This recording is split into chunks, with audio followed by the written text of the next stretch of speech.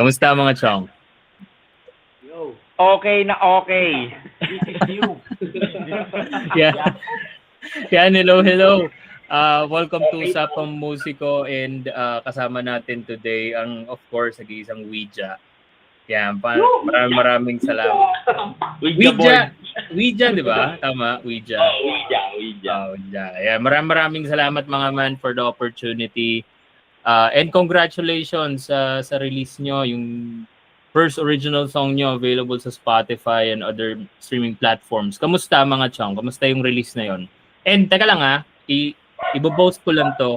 Nag-release sila ng November 15 and as of this recording, it's November 26. And so far, they have 6,000 streams. So ganun siya kabilis. And 800 monthly listeners. Paano mo na-monitor yan? Nasa Spotify yun, pare. Nakikita mo yun. Mga ganyan. 6,000 streams, 800 monthly listeners. Ang hirap pag ang inavail mo kasing ano tawag doon, package sa sa distributor yung pinakamura lang, no? Wala kang access sa mga 27 pesos. Wala kang access sa mga yung statistics, no? Yung Hindi, pero kita mo pag pumunta ka sa Spotify, may kita mo 'yon. So kamusta mga chong? Kamusta yung ganong level of success na agad? Happy, okay. Masaya, tol, masaya kasi yun naman ang hinahangad Yun naman hinahangad ng bawat artist, syempre. Wala namang ibang goal no, kundi maging successful yung nirelease mo Ayun. Kamusta, Ervin? Kamusta naman yung Enjoy? Ikaw naman interview na. Yun may side story pala dito kasi dapat talaga kasama ang Enjoy sa release this Saturday. So dahil nga hindi nagkakaugma sa schedule. Hindi pa kasi raw wala pa sa tamang pagkahinog ng Ouija para samahan daw ng Enjoy. So, Hindi. Talagang talagang drummer. Sabi ko, bad trip kinausap ka pa Tapos bigla wala pala drummer, sabi ko, buisit. Pero for sure, babawi kami sa inyo. But before that, pwede bang paikutin natin yung mic, pakilala niyo yung mga sarili niyo, mga chong? Simula kay JL. Ako po si JL, guitarist and vocals. Yeah. Richard on drums. Renz. Verano. Renz on percussions, no? At ako po si Jerk, taga-timpla ng kape. No? Ito si Jerk came from a very close band kasi we go way back. Mga taga Laguna yan si Jerk. And last time na-interview na rin namin yan over dun sa isang podcast ko which is Mind the Beats. Pero sa ibang banda niya pa yon. Yeah, dun pa sa ibang banda niya pa yon. Pero let's talk about you guys. Paano ba nabuo tong Ouija? Ano bang naging story behind this? Wala. Solid. Yun totoo? Ikaw! Hindi, actually, lang to, very, very random, tol. Naghanap lang ako ng naghanap lang ako ng makakasama. No? Pa nga ako nag-story pa ako, nag-post pa ako. Parang, after ng hiatus ko, from LTNM, sabi ko, actually, kay Sweet ko nga lang sinabi yun na gusto kong bumalik ang target ko nun, regular gigs lang, tol. Gusto kong bumalik sa regular gig. Gusto ko yung nakikita ko kayo, putang ina, di ba? Araw-araw, pwede pa magmura, sorry. Okay lang magmura, walang problema. Nakikita ko kayo, tumutugtog pa rin kayo, tuloy-tuloy. Tapos yung mga dati kong kasama, sila Mickey, no, tuloy-tuloy pa rin sila. So, tapos one time, napunta ako Laguna, nag-meet kami nila Owa, nila Mick. Sobrang layo na, pre, kung doon pa ako gigig, tapos taga Marikina ako. So, inofferan din naman ako ni Mick na, tara, tayo, pwesto tayo, ganito, ganyan. Kaya lang parang, hindi ko pa ginagawa, naramdaman ko na yung pagod. Yung 3 sets, no? Buong gabi, ramdam mo na agad So, sabi ko, gagawa na lang ako ng banda sa Marikina. no, na reggae pa rin, no? Babalik ako doon sa roots ko. Kumbaga kung paano yung binuo namin nila Mickey, nila Ru, dati. So sabi ko, ganun ko pa rin gustong ganun yung mga gusto ko pa rin mapuntahan. Yun pa rin yung gusto kong tahakin na track. Reggae pa din. So eventually, common friend, naghanap akong drummer, inoperan ko yung tropa ko na samahan mo ko, ikaw pumalo, ganito. Hindi pwede. Biglang sabi niya, meron akong i-refer sa'yo. Eto, reggae talaga to. At si Richard, yun, man. Reggae na Talagang, oo. Reggae dancer. Yun nga, drummer siya ni that time, dalawa banda niya nun eh. Meron siyang Karimya, na yun yung mga pang local bars niya, yun yung pang commercial band niya, kumbaga, pang pwestuhan. Meron siyang side band, yung Matic Man kay Kaibigang Puno. Okay. Yun. So drummer siya doon. And then, sabi ko, okay na, may drummer na ako. Kaya lang, nag-usap kami. Sabi ko, paano yan? Wala tayong vocalista. Or kailangan natin ng gitaristang kumakanta man lang. No? Kasi, kumbaga, syempre, kumakanta na rin ako. Kailangan ko ng katulong. Kailangan ko ng gitaristang kumakanta. Doon na namin nakilala si JL. No? Which is galing din siya ng Matic Man. Pero sa Matic Man, siya doon? Paano ka ba doon? Percussion siya doon. Hindi, hindi na-highlight na ito pala yung boses niya. Yan, kumbaga, nagulat na lang din ako tol nung nag-jam kami. Nagulat ako talaga nung nag-jam kami nung narinig ko yung boses niya. Binibida kasi sa akin siya ni Richard. Ganun yung nangyari na magaling tong batang to. Magaling tumayaw. Oo. Magaling yung batang yan. Hindi lang nabibigyan ng break. Ganto, ganyan. Talagang maganda boses niyan. Kumakanta na talaga yan. So, sige, try natin. Wala naman din daw talaga siyang regular na banda na yung tuloy-tuloy.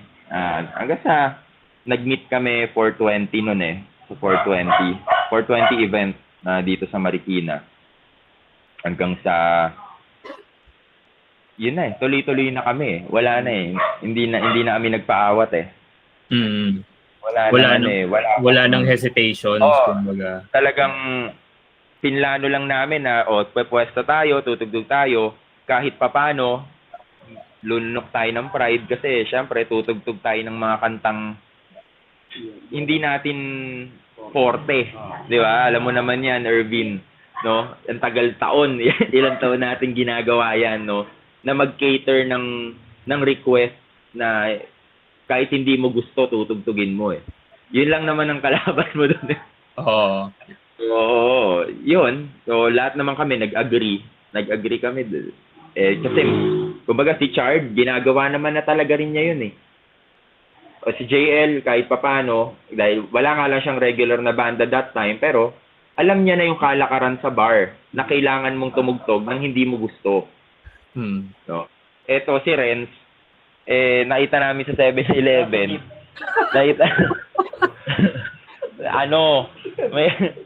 May hawak na sa ako.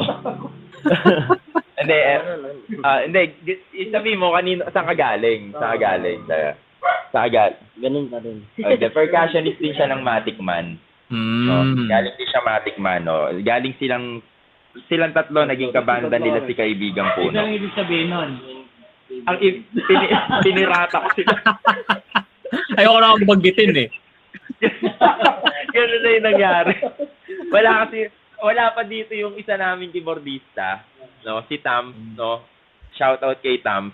Yan galing din yun sa ibang banda kay Uncle J. Pero hindi namin pinirata yun.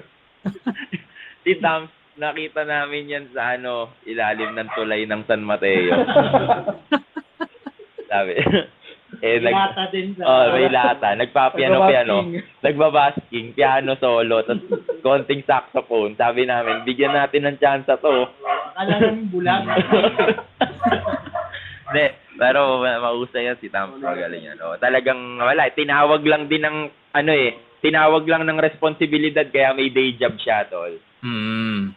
Alam mo naman yan. Parang ikaw, ganyan. May day job. No, tapos tugtog sa gabi. Mga ang tawag dito, lagarista, no? Mga lagarista. Mga raketista, mga ganyan. Raketista. No? Kailangan mabuhay. Pero tanong ko si JL, since ikaw JL yung nagpo-front na itong Ouija, ano yung yung transition mo from being a percussionist sa Matic Man?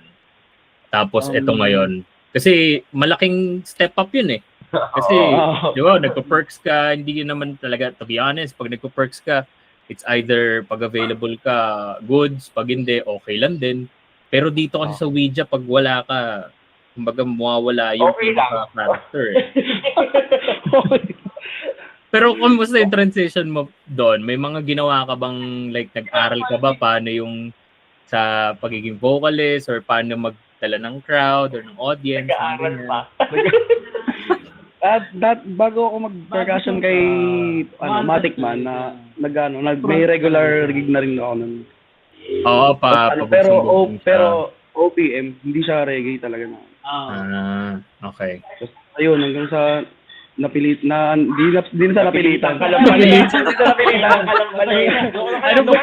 Hindi sa Palabas napilitan. na to. Hindi, dahil wala nang bakante automatic mo. Bagong- May front oo. na. Lumikod ka. Yun. Hindi sa napilitan. Ayaw na nga. Doon ka na nga. Dahil sa napilitan. Nablanko to. Nablanko tuloy eh. Mapapag na kami. Natanong niya ako nga ba, nahihirapan ka ba sa transition? Oo, nahirapan ka ba sa Hindi transition? naman kasi yung mga ibang kanta naman kasi napapakinggan ko. Tapos hanggang sa na-adapt ko rin. Actually, ganito, tol eh. Siyempre, parang kung paano yung kalakaran din natin diyan nung mga dati, no, yung may pondo ka, ito pondo ko. O latag mo pondo mo, ito pondo ko. Hanggang sa okay, alam ko yan. O, ito, alam mo yan, hanggang sa nagkasundo na ang nangyari na lang since si JL kasi mas bata siya sa amin eh. Malaki yung malaki yung age gap eh. Ang nangyari, meron siyang, syempre, yung era natin is different from his era. So, meron kaming mga kanta na binigay sa kanya na hindi niya forte. Pero, eventually, inabsorb na rin niya. No? Yung mga, like Bob Marley, kumbaga, sa Bob Marley song, hindi siya ganun ka-expose sa Bob Marley song, tol. Oo, mas expose siya sa mga bagong reggae, like andyan na yung Revolution, Soja, mas siya doon, tol, mas expose siya sa ganun. Katsa pa, rewa ko, hindi rin niya alam Katsa pa. Parang feeling ko, hindi niya pa nabutan yung mga ganun eh. So, kami lang yung nag-i-influence sa kanya na, Jepa, even 311, man. Hindi niya, naririnig niya, pero hindi niya alam tugtugin yung Amber, yung Love Song. So, kami na lang din yung nag-i-influence na, maganda to, Jeff, pakinggan mo to. Pakinggan mo yan. So, siguro yun yung magandang nangyari na napasama siya sa may edad. Hindi, alam mo, good thing, dahil bata nga siya, nahahatak din niya kami na tumugtog ng bago. Sa ganun naman paraan, kumbaga, give and take lang, tol. Okay din kasi may natututunan din kami sa kanya ng mga pondo. No, may natututunan din siyang pondo sa amin. Di tinutugtog niyo yung favorite song ko na ano ba yun? Hindi. Si Delulu. Si Jonel. Jonel. Yeah. Sa kanya na namin natutunan. Sabi ko nga sa'yo kasi Sa bago. Sa bago siya yun eh. Bawa, road trip kami, papuntang gig. Naka-headset yan. Sabihin niya, may bago ko pondo. Siyempre ako isipin ko, reggae. Ano yan? Sining yan, sining. Sinalolo na. Pasok eh. pero gusto kong pag-usapan yung now. Kasi before kasi, alam mo naman, nanggaling tayo dun sa talagang ano ba tawag doon? Yung talagang kailangan mong lakarin lahat eh. Compared to like the digital age of doing commercial gigs. Gusto kong pag-usapan yung parang naging style mo ngayon. Kasi aside from doing gigs, nasa YouTube kayo, and you mentioned offline na may earnings din sa YouTube. Ano yung parang naging attack mo doon? Kasi for sure, I'm pretty sure may mga wala hinihingi. sa plano, man. Wala siya sa plano, tol. Sabi ko nga sa'yo, yung Ouija, parang nangyari, sumabay lang lahat. Kasi, kwento ko lang, no? Nag-jam kami as Ouija. 3 pa lang kami nun, no? Yung original lineup. Nag-jam kami for the first time. Doon namin tinugtog yung Sorry Na Pwede Ba. Then eventually, record natin to. Upload lang tayo sa YouTube, gawa tayo YouTube account for the sake of makabook ng event, pare. Okay. Wala sa plano namin na magpapaputok tayo para maperahan natin tong YouTube, ganito, ganyan. Wala, tol. Wala sa hinagap na on the 3rd day, magwa 100,000 views siya. Yung mga ganon. Wala. Hindi namin ine-expect yon at all. Pero ang nangyari is yung goal namin na makabook ng event through YouTube, it turned out good. Na parang, tangina, pare, sundan natin to. Ano mo yun? Diba? Si Chard lalo yung mahilig sa amin mag-push na. Actually, bilib ako sa sipag ni Chard na mag-push na, sige pa, gawan pa natin to. Gawa pa tayo. Ganito, ganyan. Parang, 2 birds in one stone na makakabook tayo ng event, pero tangina, magagatasan natin si YouTube. Diba? Yung gano'n. Yung gano'n. Kaya na parang eventually, kumbaga nagsama lang siya sa isang, kumbaga parang goal na tayo na gusto ko lang mag-book ng event. Tapos magkaroon kami ng clear na audio-video para sa mga clients. Tapos tayo na, biglang nagpumutok. Oo. Diba? Yun lang yun. Sabi ko nga, gawa kasi nakakapagod, tol, na mag-imbak lang ng video, then isi-send mo sa client. Sendan na lang natin ng link. Diba? Sendan na lang natin ng link. Wala kaming pakeke, magka-subscriber yan o wala. Pero sendan na lang natin ng link yung kliyente. Kasi that time, kumbaga, nakaka-engage na kami sa mga gigs namin ng bookings. Oo, dahil sa YouTube na ibubook kami. Tapos, may mga videos ba kayo? Meron po, ito yung YouTube link namin. Ganun lang, pare. Talaga, yun lang ang goal namin. Wala yung papaputok tayo sa YouTube. Walang ganun, tol. Wala kaming, kumbaga, sa Ouija ang nakakatuwa. Wala kaming pinilit na part. Yung ano lang yung... Ginawa lang natin. Wala kaming yung... Saan lang kami masaya? Tol. Exactly. Kung saan lang kami masaya. As in, sobrang... Siguro, tol, ito yung... Kaya nga sabi ko, naging tagline na namin yung purot natural. Walang halong chemical kasi, tol, parang lahat organic lang. Even sa kailangan naming i-produce, lahat, tol, nagagawa ng paraan. Yung no hassle at all. Wala. Yung, kumbaga, even financial, lahat, tol, na po-provide Good thing na pinili naming tahakin yung landas ng pagtugtog sa commercial bars, no? Kasi kahit papaano, nasusustain yung mga gusto naming gawin ngayon, makapag-produce ng recording. Kasi kung wala yun, tol, mahirap. Kasi out of our own, alam mo yan, out of your own pocket, pare. Di ba? So, sabi ko nga, okay din tong natahak nating landas na gagawin natin yung gusto natin. Kada gabi, tutugtog pa rin tayo. Gusto naman talaga natin gawin to. At the same time, kumikita tayo, napoprovidean yung gusto nating gawin. Di ba? Kumbaga sa negosyo, napupuhunanan mo yung negosyo mo, pare. Meron kang pampaikot. Tsaka ang ganda ang ganda ng story kasi anong nangyari, maging honest ako, onti lang talaga yung mga tipong nakikita mong nag-start as commercially. Tapos nagkaroon sila ng success with, with doing their own brand or yung kumbaga yung sarili nilang band or sarili nilang kanta. And kumbaga kayo yung pinaka-testament doon na, natugtog kami gabi-gabi. Pero kita niyo naman yung numbers namin sa Spotify ngayon. Kita niyo yung support na nakuha namin sa YouTube, sa mga social media links namin. Tapos, sabihin ko na, this Saturday, magkakaroon pa kayo ng music video. Na Oo, pare.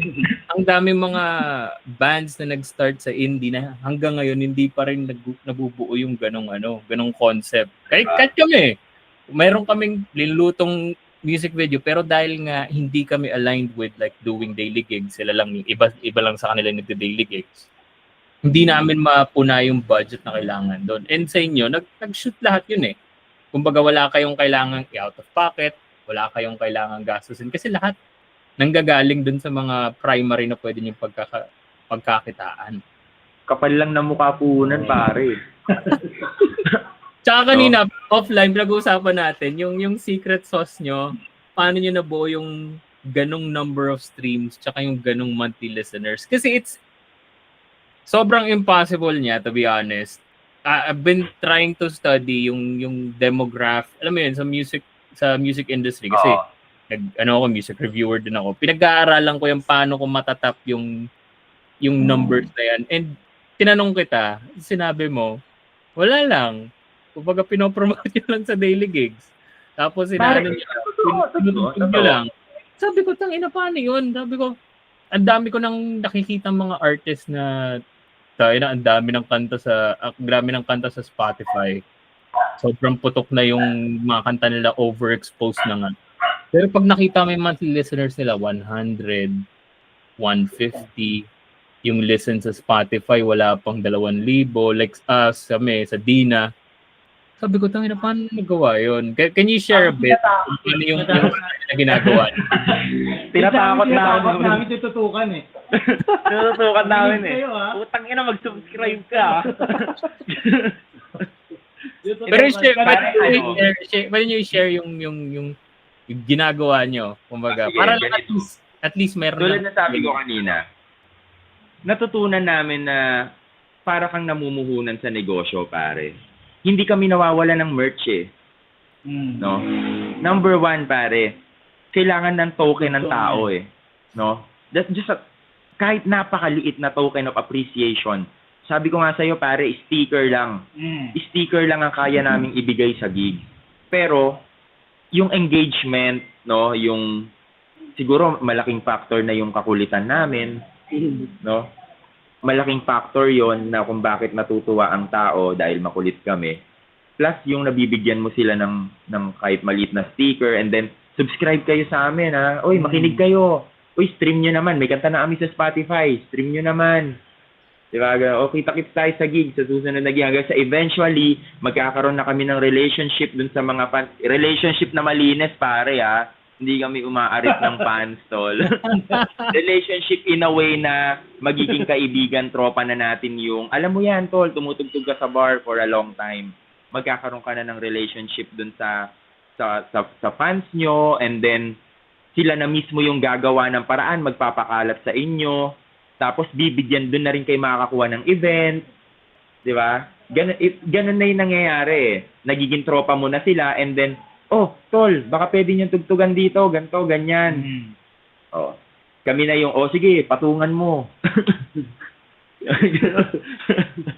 Talagang siya eh. Wala siyang yung parang concrete na formula. Talagang literal na kailangan lang talaga relationship. Relationship lang talaga. Tsaka token. Yung token of like appreciation na may sticker na pwede nilang balikan, kumbaga. Well, may formula. Like ang paggawa ng kanta, may formula. Pero part ng formula, tol, yung pag-engage mo sa fans, kailangan mo mag-connect eh. Kasi pag walang connection, like na-experience ko yan, tol, before, no? Nasa record label kami that time, LTNM, no? Under kami ng Warner. So, hindi nag-a-align yung Spotify listeners and followers namin sa FB at YouTube followers namin. Hindi ang hirap i-align na hindi rin namin maintindihan dati.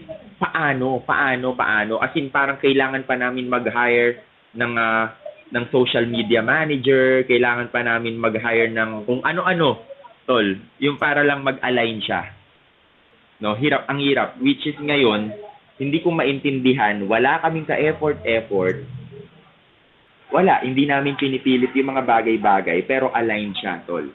Aligned yung Spotify namin sa YouTube subscribers namin, Kumbaga, yung na YouTube followers namin, nakikinig din sila sa alam namin na nakikinig din sila sa Spotify. Kasi, nakikita namin through numbers nga eh. No? Ganun din sa FB. Ganun din ang pinakamahina namin, TikTok eh, tsaka OnlyFans eh.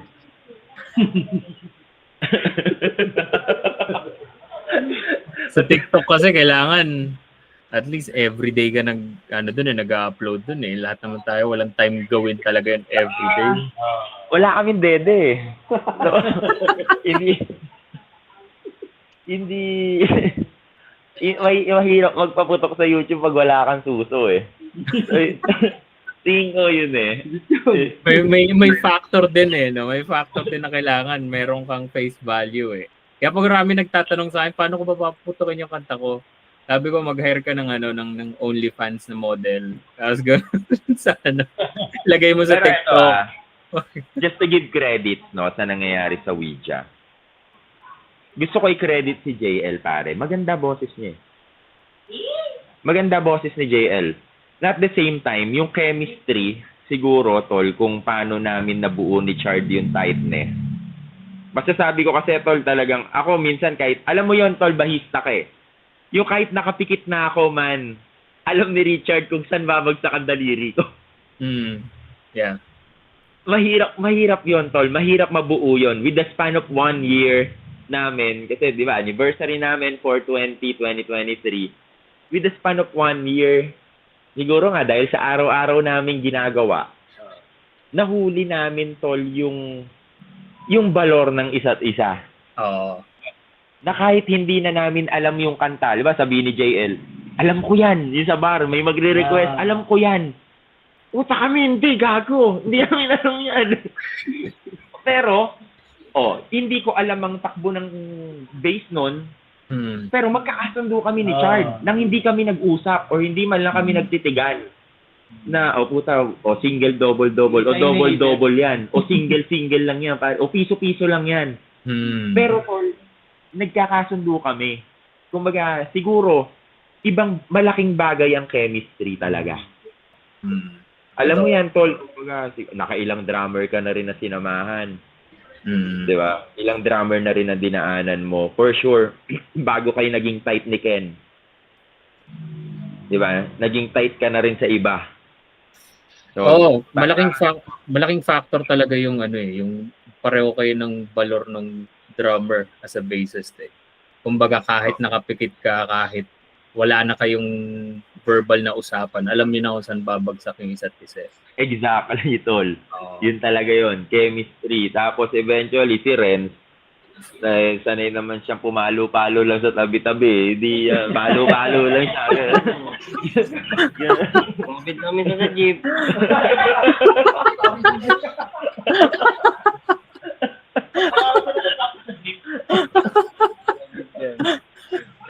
Tapos pag hinulogan ka ng binigyan ka ng Hansel, magagalit ka pa pag alam mo nangyari talaga ba? Ano yan eh, goal namin, una, magkaroon ng saksoponista lang talaga. Sabi namin, gusto namin magka-saksoponista ang layo ng enjoint. Sabi ko, hindi ko mapipiratahan ng enjoint, pare. Pero kung malapit enjoint, mapipiratahan ko to eh. Ang nangyari, parang si Tams eventually, nag-message siya kay JL na, pajam, ganito, ganyan. One time, tol, nagkaroon kami ng private event sa Fairview, no? Sa Fairview. Kailangan 5 full band, tol. Na talagang purong reggae. Di sabi ko, eto na pagkakataon, tol. Kontakin mo na si Tam. Kontakin mo na. Tol, yung initial na lineup for that event, 4 lang kami. Si Tam. Tol, bigyan nagre-message yung client na, meron ba kayong bongo? Meron ba kayong nagbobongo? Talagang maswerte tong tropa namin. Talagang pasok na pasok. Kailangan na kailangan. Sakto. Jemberista to eh. Jembista siya eh. So, meron kaming jembe. Ay ko, meron kami niyan, may percussionist kami. Kumpleto pa nga, may mga cowbell pa. Okay yan, sir. Jam kami one time. Puta nung siguro tol isang kanta, dalawang kanta nasabi namin na putang ina. Tol, ano to? O pang original na to, tol. Parang tangina tol, eto tol, kaya natin putang ina after nung Fairview, parang dinanahan na kami. Mas ginanahan kami. Do ganado naman kami everyday. Pero mas ginanahan kami, tol. Kasi ganun yata talaga pag nadagdagan ng ibang flavor eh. Oo. Yung nipis, nabaliwala na yung kumbaga, na ano mo yung nipis, tol. Na-overcome mo yung nipis. Ay, na-conquer mo. No, na nakapawan yung nipis. Napunan kumbaga. Napunan yung bawat butas. No? Saka may dagdag na character dun sa band eh. Kaya minsan kami, pag kunyaring wala yung Horny Boys, parang sobrang, sabi ko, sobrang nipis natin kahit kahit magdagdag ka ng djembe. Oo, hanapin mo talaga eh. Pero, kumbaga, sobrang out of the blue, sobrang walang plano, talagang gusto lang maging masaya. Tapos ayun, nandito na kayo ngayon. Sa Saturday, mag-release kayo ng music video and I'm pretty sure sa mga susunod pang mga months, magre-release kayo ng mga original songs pa. Pero mayaman kami. Pero eto, punta tayo sa segment na papakinggan natin yung kanta nyo tapos pag-usapan natin yung process namin. Okay? Iyot. Wait lang. Gano'n natin yan. Set up ko lang to siglit. Kasi kinapakinggan ko to, ilang beses ko na napakinggan to man. Naka-follow pa nga ako sa inyo. Baka ikaw nagparami ng streams niyan. Thank you, tol. Kasi kailangan ko pakinggan para at least di naman nakakaya sa inyo. Sabi ko gano'n. Na all naka-desktop, no? Na all gamer, oh. Ay, sige. Let me know guys pag narinig nyo, ha. Ang ganda. Wala. Sa backmask yun, ah.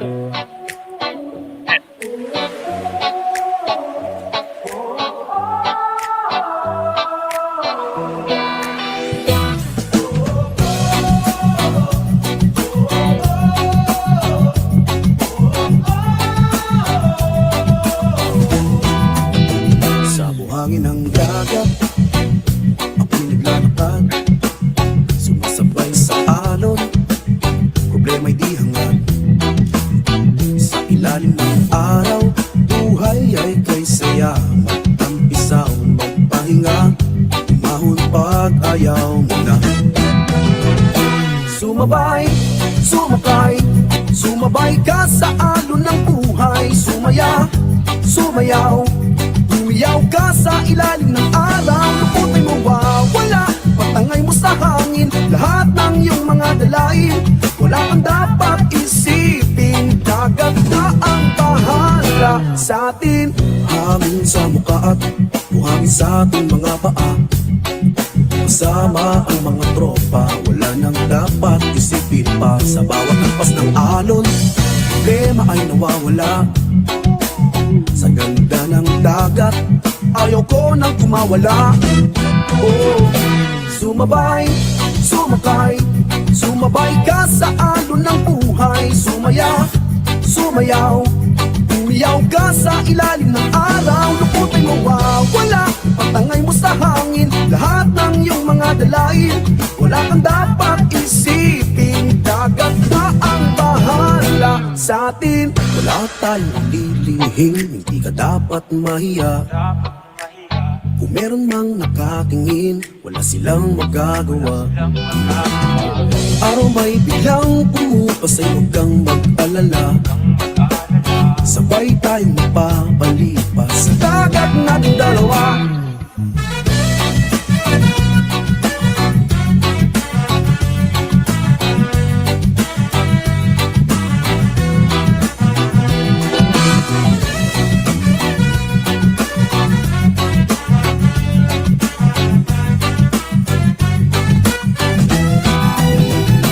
Sumabay, sumakay, sumabay ka sa alon ng buhay. Sumaya, sumayaw. Umiyaw ka sa ilalim ng araw, lukuto'y mawawala. Ipagtangay mo sa hangin lahat ng iyong mga dalain. Wala kang dapat isipin, dagat na ang bahala sa atin. Wala tayong dililihin, hindi ka dapat mahiya. Kung meron mang nakatingin, wala silang magagawa. Kung araw may biglang bumukas ay huwag kang mag-alala. Sabay tayong magpapalipat sa dagat nating dalawa. Sumabay lang sa alon tayo magpakasaya. Sa tuyan ng dagat buhay ay kaganda. Sumabay ka lang sa alon habang nandito pa. Tsaka ka na umakit pag ayaw mo na.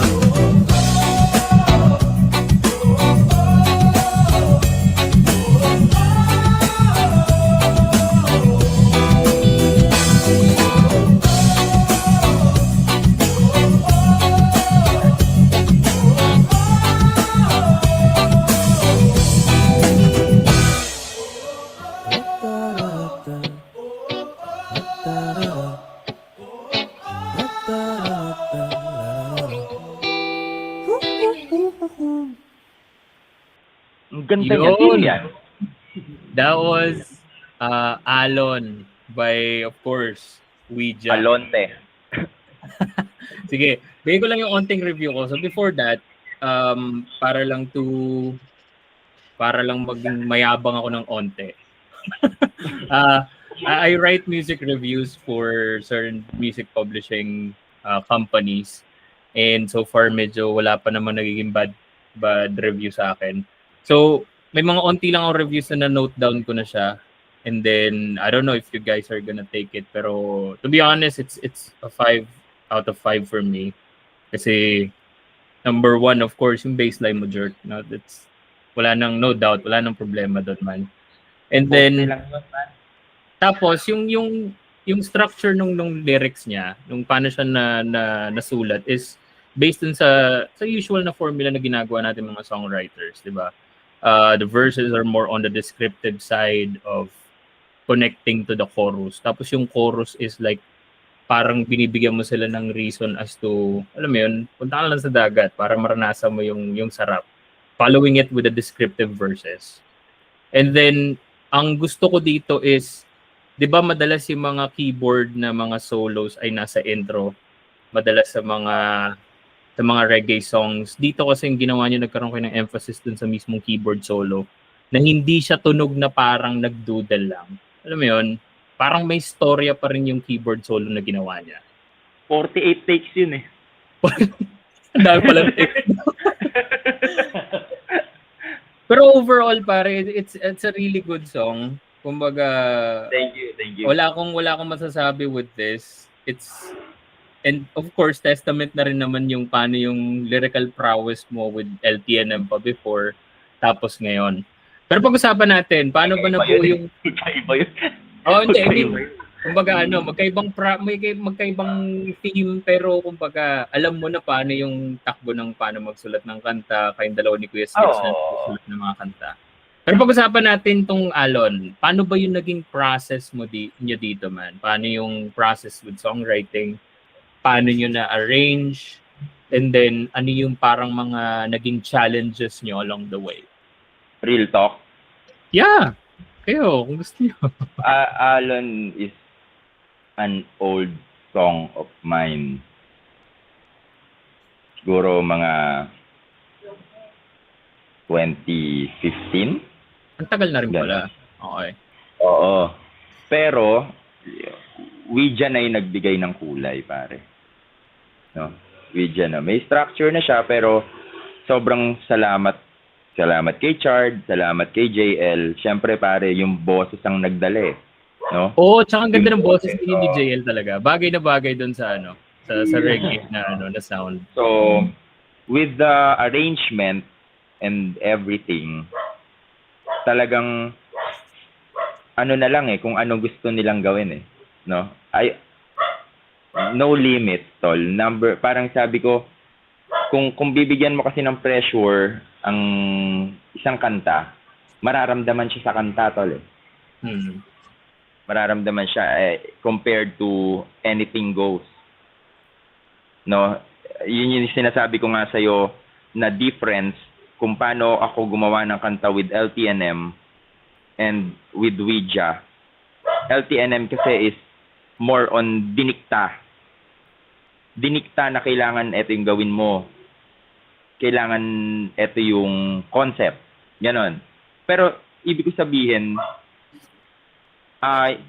ganon naman talaga kapag gagawa ka. Like, for Alon, may konsepto siya. No? It's a metaphor of life. Ginamit mo lang yung tubig. Sumabay ka lang sa lahat ng nangyayari sa buhay mo. Huwag mong kontrahin. No? I-enjoy mo lang yung every moment ng buhay mo. No? Yun siya eh. No? So, ginawa mo lang metaphor yung dagat. No? Pero, with what I'm saying na yung difference kung paano yung paggawa ng kanta sa LTNM, it's sinabi sa'yo na kailangan ganito, yung, ano yun, yung gawa kaya kayo ng ganito, gawa kaya kayo ng ganito. Yung, ano yun? So, yung compared sa yung nakaupo kami, naisip ka, na, okay tong kantang to, unlike sa yung kailangan mong isipan, paano ka gagawa ng kanta yun? Alam mo yun, yung parang may in-order sa'yo na pagkain, parang gano'n. So, yun yung nakakatuwang part. Nakakatuwang part siya na masarap. Actually, marami pa kaming bala. Ayun nga iniintay ko eh. Ano bang plano niyo dun sa mga susunod yung mga songs? Kailan kayo magre-release? Hopefully, January. Yo? January talaga. Oo, na January, maka-release na kami nun. Yun talaga ang target. Kasi okay yung next song namin, masabi kong very different from Alon. No, the concept, iba talaga pare. Medyo comedic to na, ewan ko. Gano'n naman talaga madalas yung buy-in, di ba? Yung first song nyo is yung parang pwedeng pang the masses. Tapos, pag na-buy-in nyo na sila with yung medyo pang masa na lyrics, pang masa na sound, tsaka nyo sila i-introduce dun sa other side ng kung ano yung sound.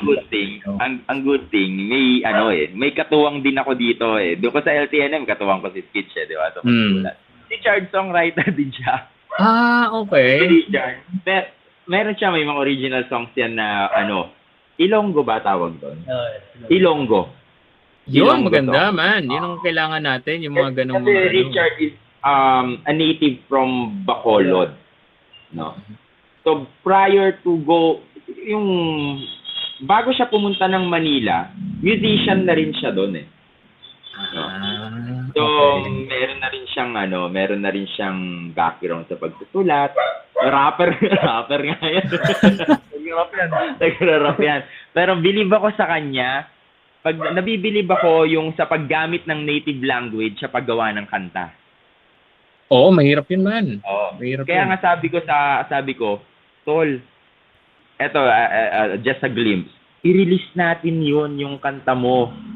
Kasi pwedeng yun yung maging gateway natin para matap ang Bacolod. Exactly. Ang mga Ilonggo. Di ba? Parang Idana, pare. Alam mo Idana? Ayaw mo kaulaw na. Pare, tinutugtog namin yung song na yan, no? Almost every night, dun mo matatap yung mga Bisaya. Once na narinig nila sa iyon, di ba? Kasi yun yung parang nila introduction ng ng reggae scene dun sa Visayas, Mindanao eh. Marinig mo lang yung ayaw mo kaulaw na. Pare, kahit hindi mo tanongin kung may Bisaya dyan, pag may pumalakpak matik, Bisaya yun. No? Alam talaga nila. Yun din yung isang market na sinasabi ko kay Owa na kasi wala sa aming, lahat kami mga Laguna boys eh. Sabi ko gusto kong matap yung yung Visayas, Mindanao using, gumawa ng isang kanta na native language talaga nila. Kasi yun talaga yung gateway mo dun eh. Kung gusto mo, kasi yung success dito sa Luzon, kayang-kaya mo makuha eh. Dami na natin dito eh. Pero dun sa Visayas, Mindanao, ang dami pang untapped, kumbaga untapped areas, untapped gems na kailangan talagang marinig ng marami. Tsaka mas maraming followers doon, tol. Mas maraming iba sila maka-appreciate, man. Iba sila Oo. sumuporta. Talagang masasabi kong solid, tol. Pag may nagustuhan sila, talagang susuporta sila. Totoo yun, tol. Ganun yung yung i-share ko lang, ganun yung nangyari sa N-Joint na di ko alam, merong bandang Still the Alphabet na nag-cover from nakalimutan ko saan to, basta around Visayas to. Nag-cover ng Ebot. Tapos Oo. nung tumugtog ang iPads, kasi syempre tropa-tropa din yung iPads. Yung gitarista nun parang nag-video, tapos sinend kay Owa naman, may nagko-cover ng kanta niyo. Tapos around Visayas, Mindanao na siya. Kaso syempre, kumbaga sabi ko kayo, Sarap, mas diba? oo, ang sarap. Kasi mas ma-appreciate nila yon pag talagang literal na native language nila yung ginawa mo. Tsaka literal na native talaga. Kumbaga yung talagang galing doon sa area na yon, yung nagsulat talaga. Kasi mas merong alam mo yun, deep appreciation sa art na yun eh. Kaya yung ibang mga, yan, katulad yan, si Nairud, sila iba yung market talaga nila eh. Iba talaga. Oo. Nairod, isa pa yan, pare. Solid din yan. Talagang basag na basag niya yung pintuan sa Bismin no? Oo. Pero, Yun, move on. Yun yung gusto kong nangyari. Sige, pare. Hindi, yun lang. Okay. Hindi. Second to the last ng mga questions ko, before natin i-promote yung upcoming gig nyo, pwede ba kayo mag-share ng isang best gig, sobrang memorable na best gig, and then isa pang super worst gig so far ng Ouija?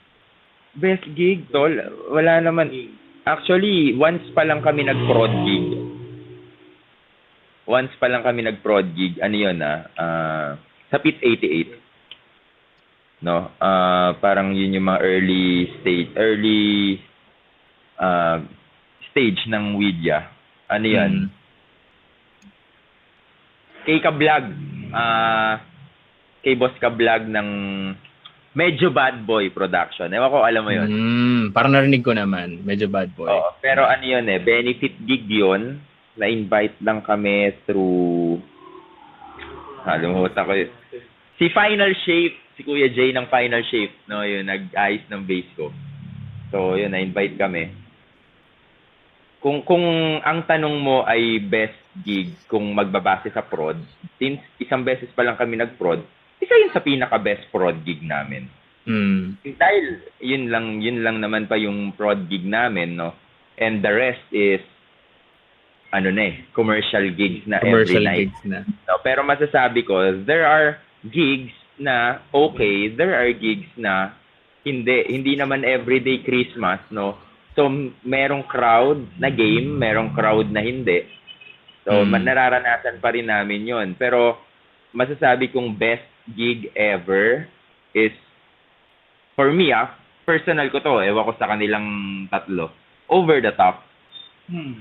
Oh. Etong recent ba to? Yung nakita ko sa no. Actually, every Sunday gig namin is, yun yung best gig namin every Sunday. Crowded. Hindi lang sa crowded minsan kahit hindi naman ganun karami tao, pero yung iparamdam sa'yo ng tao na gusto nila yung tugtugan nyo, na talagang jumajive sila, no? Over the Top at saka HubSpot. Yan dalawa, HubSpot. Kung saan gaganapin yung music video launch namin, yung Saturday gig namin, HubSpot tsaka Over the Top. Masasabi ko, yun yung one of the best places to gig, man. No? To gig. Pero, yun. can you guys cite like yung pinaka-worst? Kahit huwag nyo na sabihin yung lugar, huwag nyo na can you share like an experience na parang nakaranas na ba kayo ng gano'n? Yung worst talaga. Yung as in talagang one for the books, talagang as in pangit talaga. Kahit commercial or sound system, yung gano'n. Oo. pangit na yung sound system, tapos kupal yung mga tao. Oo, nakaranas ba kayo? I'm sure meron yan, pero ano yung pinaka top of the top? At huwag nyo na bagitin yung establishment para safe. Parang wala. Wala pa, no? Wala, tol. Kasi kami yung kupal Gano'n. Tangina, wala. Ba't ganun? Wala ako maisip. Kasi parang everyday is like our last gig. Parang ganun namin tinatrato lagi eh. So, para sa amin, may tao o wala, pare, tutugtog kaming paano kami tumugtog ng maraming tao. Hindi mo mapagkukumpara na porkit walang tao, hindi kayo tumugtog ng maayos. Hindi eh. Parang we're doing our best every night na parang yun na yung last gig namin eh.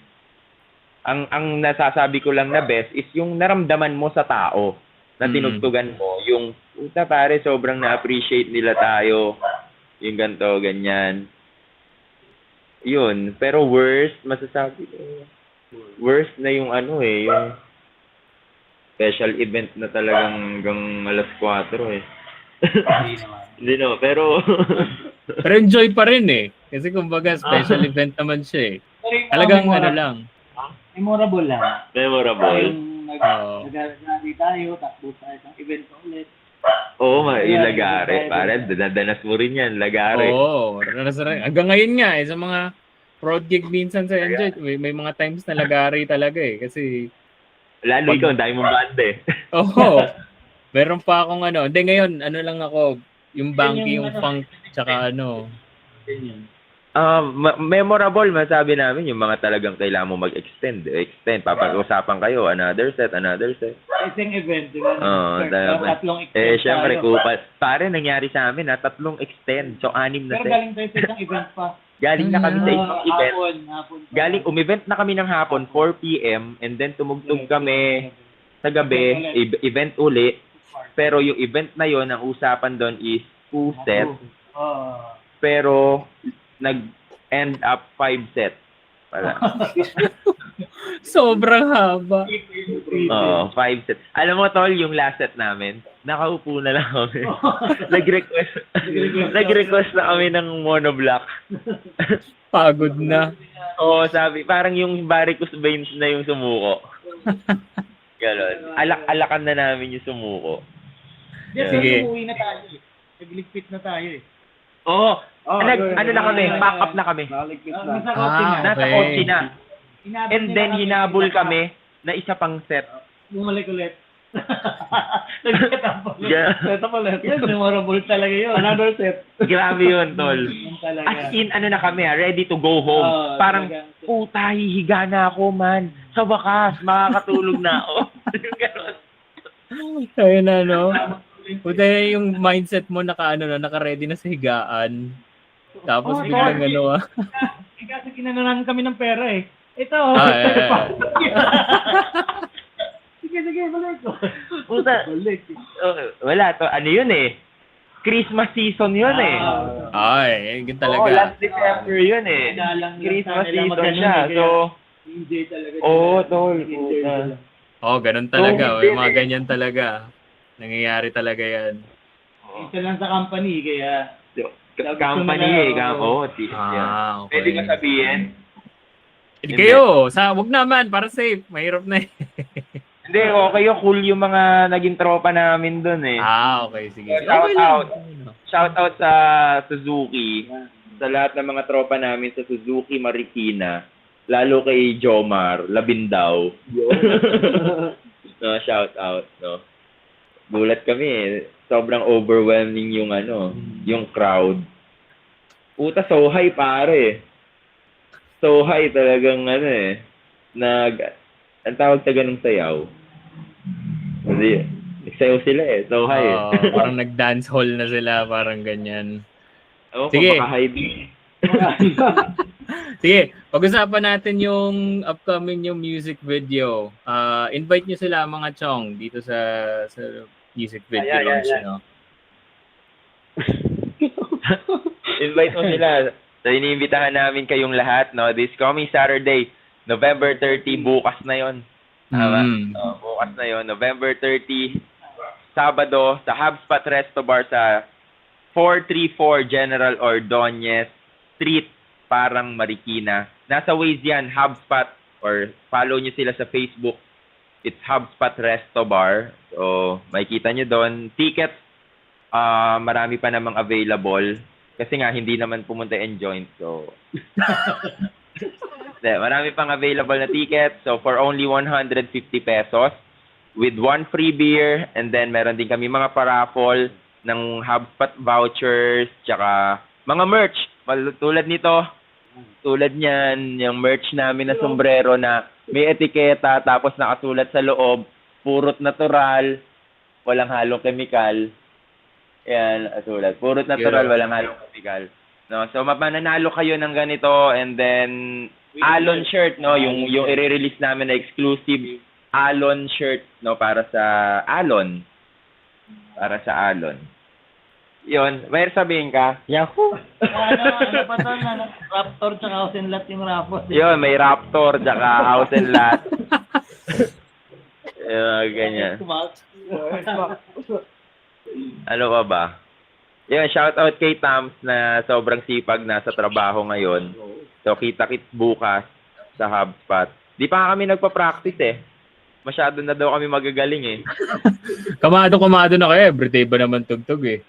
Kami tatlo, oo. Kami tatlo, oo. Yung kaming 5, hindi. Well, anyways, maraming salamat mga Chong for the opportunity sa kwentuhan. Please check out their gig tomorrow sa HubSpot Marikina. Please follow their Spotify account. Pakinggan niyo yung kanta nila, Alon. Stream nyo. And then follow nyo rin sila sa mga social media platforms nila. And then for me rin, plug ko rin yung aking mga ginagawa sa buhay. Huwag na yung Enjoy, tsaka yung Banky. Alam na naman ng mga tao, umay na umay yan. Please follow nyo tong podcast na to if you like the conversations. We have 100 to 150 to 200 followers on Spotify. And then every episode meron tayong 50 to 60 listeners. Oo, from this year lang din. Di ko rin alam talaga, to be honest, kung saan sila nanggaling. Pwedeng magpasalamat sa mga sponsors namin for the music video. Yeah, sure, go. Yeah, shoutout lang namin, no. Number 1, yung nag-produce ng music video namin, HubSpot, HubSpot Resto Bar. So sila yung nag-help to produce the music video. And to Wizbang Studio, shoutout kay Ching. No, kay Ching ng Slowdo. No, shoutout si Ching. So sa production team ng Wizbang. Of course, Cafe Tukadon. No, nandiyan kami every Friday. So sa lahat na sumuporta sa amin, Asia Derm Aesthetics sa nag-aalaga sa aming mga kumikinang na kutis, no? PS Billiards and Resto Bar, nandiyan kami every Tuesday night. So isa yan sa talagang masugid na sumusuporta din sa Ouija. And then 8065 Bagnet, no? Sa Makati, kay Sir Erwin Soriano ng 8065 Bagnet. At kay Sir Vincent ng PS Billiards and Resto Bar. And over the top, syempre kay Boss Miko, no, na napakabait, no, at sound tech nating si Kuya Onin, yan sa over the top, no. At Polysonic Records, no, for producing Alon, syempre kay Brother Henry Alburo. No, bawal lumabas. Siya yun, pare. Siya nag-produce, siya gumawa no, kay Kim Chu. Yung si Kim Chu, sa classroom may batas. Siya pala gumawa, no? Oh yes, si Henry Alburo. Shout out sa iyo, Polysonic Records. Salamat for producing Alon, no. Yun lang, brother. Enjoy. Salamat, and usapang musiko.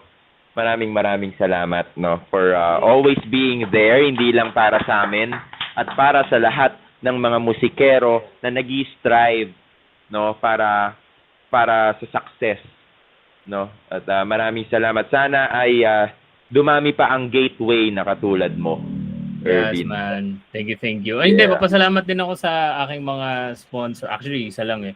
The bakery shirt. Hindi ko siya suot ngayon kasi nasa labahan na. Pero maraming salamat, Floyd, sa shirt. And then, kayo nga, meron na pang spa eh. Tsaka pang derma na sponsor eh.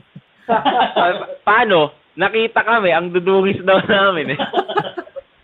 Tapos, maraming salamat din sa lahat ng mga sumusuporta sa Usapang Musiko. Whether it's YouTube, sa Facebook, sa Instagram or sa Spotify. Maraming salamat. And then sa Anti-Pop Punk and then the Gatekeeper Space, sa mga publications na tuloy-tuloy na tumatanggap ng mga reviews na pinaggagawa ko sa buhay at sa music. So maraming salamat sa inyo. Well, that is it for the episode. If you guys like the episode, rate 5 stars on Spotify, or you can follow. And then please follow Ouija rin on their social media platforms. Yeah. Yun lang, maraming salamat guys. Congrats and good luck. Erwin, salamat pare. Kita-kits sa Laguna. Thank you. Yahoo! Yahoo!